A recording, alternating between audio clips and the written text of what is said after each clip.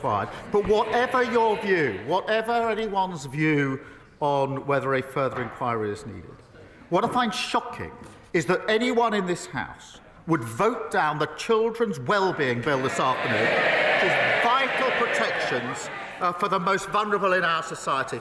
And I urge the Leader of the Opposition to withdraw her wrecking amendment. Leader of the Opposition, Kemi Badenoch. Mr. Speaker, the whole House has heard that the Prime Minister lost his brother during the Christmas period. So can I offer him, on behalf of my party, our sincerest condolences. The new year has started with a focus on the decades-long rape gang scandal. Across the country, thousands of girls were tortured and sexually abused at the hands of men who treated them as things to be used and disposed of, destroying many lives forever. The Prime Minister has mentioned previous inquiries. He is right. There has been an inquiry into child sexual abuse, but it wasn't about the rape gang scandal. In its 468 pages, it mentioned Rotherham just once. Is the Prime Minister confident that we know the full extent of rape gang activity? Prime Minister.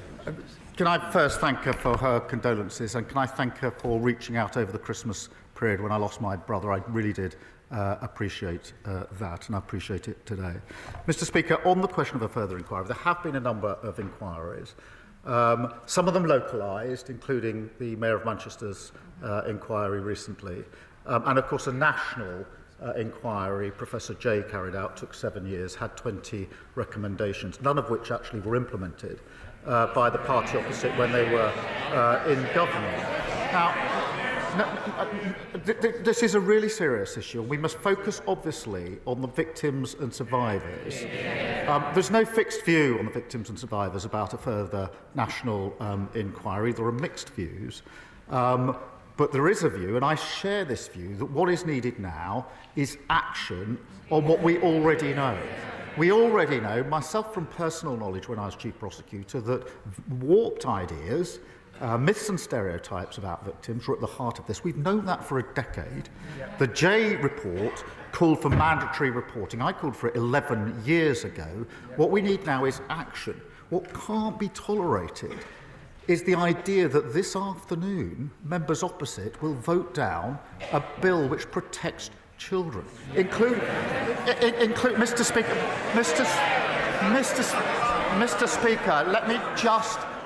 One of the provisions in the bill is to protect children vulnerable today who are out of school to prevent abusers ever taking those children out of school. I implore members opposite to defy the misleading leadership of the Leader of the Opposition and vote for a really important bill.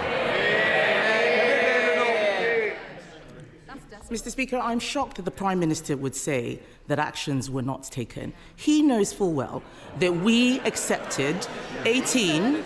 He knows full well that we accepted 18 of the 20 recommendations in the Jay inquiry and went further, launching a gangs task force that found 550 more perpetrators. That shows that there is still work to be done.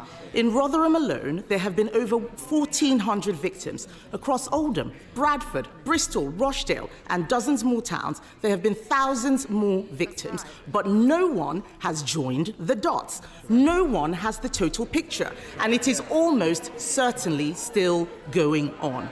One victim from Telford, and I know he says that victims have different views. We have different views across this House. But one victim from Telford says she wants a national inquiry because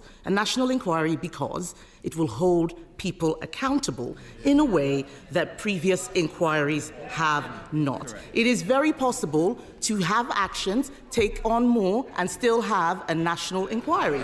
So why won't he listen to victims and launch a national inquiry which would have the power to summon witnesses and make them give evidence under oath? Prime Minister.